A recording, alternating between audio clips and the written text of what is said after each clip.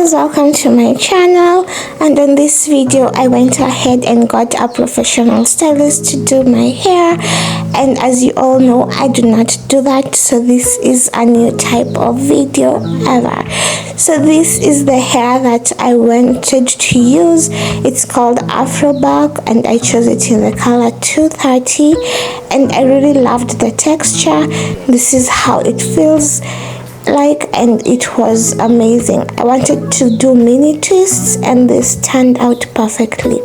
This is how the hair looks like when you're braiding it, and in this case when you get someone else to braid for you. If you're new here, I always do my hair. This is the first time in 2 years I am having someone else do it for me, and I'm gonna share my experience with you and how I feel about this in another video. And voila, this is how it looked at the end. This is the style the stylist chose. I don't know why they like this style, it's their favorite. And yeah, so that's just about it.